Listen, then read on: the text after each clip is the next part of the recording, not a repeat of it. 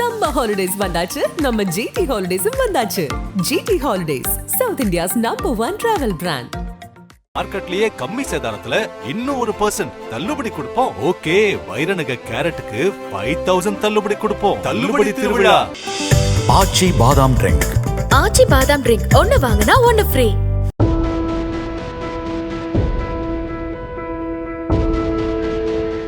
பெரிய கல்வி நிறுவனங்கள், குழந்தைகள் விடுதிகள், ஆசிரமங்களில் பெண் குழந்தைகளுக்கு எதிராக பாலியல் வன்கொடுமை நடந்தால் தங்கள் நிறுவனத்தின் பெயர் கெட்டுவிடும் என்பதற்காக விசாரணை அதிகாரிகளுக்கு பணம் கொடுத்து சரி கட்டும் வேலையில் ஈடுபடுகிறார்கள்.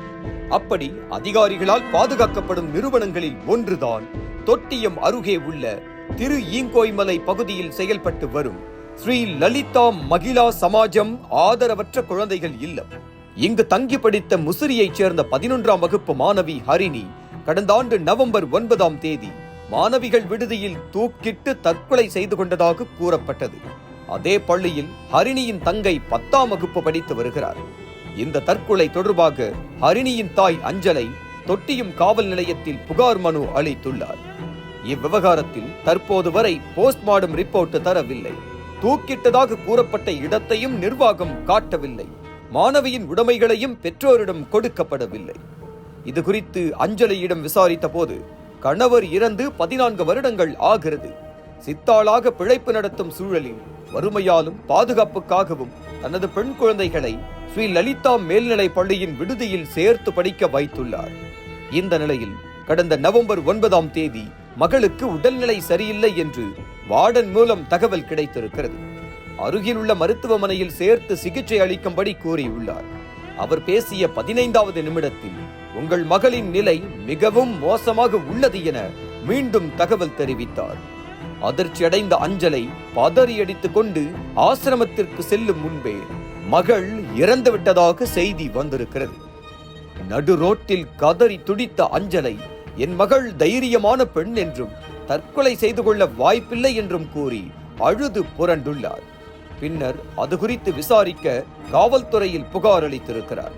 இந்த சூழலில் மகள் இறந்து 3 மாதங்கள் கடந்தும் இதுவரை பிரேத பரிசோதனை அறிக்கை கொடுக்கப்படவில்லை. இது குறித்து திருச்சி மாவட்ட எஸ்பியிடம் புகார் அளிக்க அந்த புகாரை தொட்டியம் காவல் ஆய்வாளருக்கு அனுப்பியிருக்கிறார். இந்த விவகாரம் குறித்து காவல்துறையில் விசாரித்த போது ஆசிரமத்தில் மாணவி தற்கொலை குறித்து விசாரிக்க சென்ற போது அவர்கள் யாரையுமே அனுமதிக்கவில்லை. சண்டை போட்டு உள்ளே சென்றும் தூக்கிட்டதாக கூறிய பெண்ணை நாங்கள் செல்லும் முன்பே கீழே இறக்கி இருக்கிறார்கள். மேலும் அங்கே தூக்கிட்டு தற்கொலை செய்து கொண்டதற்கான முழுமையான எந்த ஆதாரமும் இல்லை என்று கூறினார்கள். இன்று வரை எந்தவித நடவடிக்கையும் எடுக்கப்படாமல் வழக்கு பதிவு செய்யப்பட்டதோடு கிடப்பில் போடப்பட்டுள்ளது. இந்த பிரச்சனை தொடர்பாக விசாரிக்க சென்ற மாவட்ட குழந்தைகள் நல பாதுகாப்பு அதிகாரி, காவல்துறையினர், பள்ளிக்கல்வி அதிகாரிகளுக்கு ஒரு செட்டில்மெண்ட் பேசியதாகவும் பேசியபடி செட்டில்மெண்ட் ஆனதாகவும் நம்ப தகுந்த வட்டாரங்கள் கூறுகின்றன. இந்த ஒரு சம்பவம் மட்டுமல்ல, சமீபத்தில் மணப்பாறையில் தனியார் பள்ளி தாளாளர் மாணவியிடம் அத்துமீறிய விவகாரத்திலும் இதுபோன்ற செட்டில்மெண்ட் பேசப்பட்டு ஒரு குறிப்பிட்ட தொகை வழங்கப்பட்டுள்ளது. அதேபோல் ராமகிருஷ்ணா குடிலில் ஓரின சேர்க்கை விவகாரத்தில் விசாரணை குழு களமிறங்கியுள்ளது. ஆனால் அவர்களுக்கும் பேரம் பேசப்பட்டு ஒரு தொகை வழங்கப்பட்டதாக கூறப்படுகிறது. அந்த வழக்கில் 5 பேர் மீது வழக்கு போடப்பட்டும் ஒருவர் மட்டுமே கைது செய்யப்பட்டதாகவும் மற்றவர்கள் தப்பித்துக் கொள்வதற்கு ஏதுவாக வழக்குகளில் கொஞ்சம் மாற்றம் செய்துள்ளதாகவும் கூறப்படுகிறது என தெரிவித்தனர். இதையடுத்து மாவட்ட குழந்தைகள் நல பாதுகாப்பு அதிகாரி ராகுல் காந்தியிடம் பேசிய போது, நாங்கள் காவல்துறையின் உதவியுடன் உள்ளே நுழைந்து விசாரித்த போது அந்த மாணவி தேர்வு எழுதும் போது அருகிலிருந்த மாணவியை பார்த்து எழுதியிருக்கிறார். இதை பார்த்த தேர்வு கண்காணிப்பாளர் அவரை மிக மோசமாக திட்டியிருக்கிறார். இதனால் மனமுடைந்த மாணவி தேநீர் இடைவேளையில் ஹாஸ்டலுக்கு சென்று தற்கொலை செய்து கொண்டதாக தெரிவித்தனர்.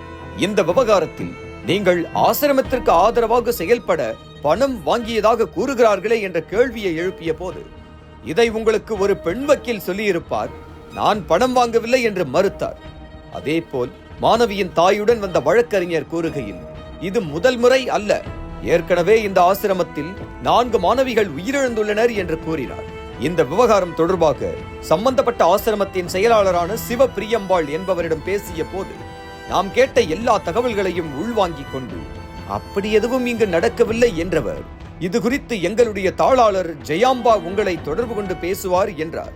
ஆனால் இந்த செய்தி அச்சாகும் வரை அவர்கள் தரப்பிலிருந்து யாருமே பேசவில்லை. விளக்கமளித்தால் பிரசுரிக்க தயாராக இருக்கிறோம்.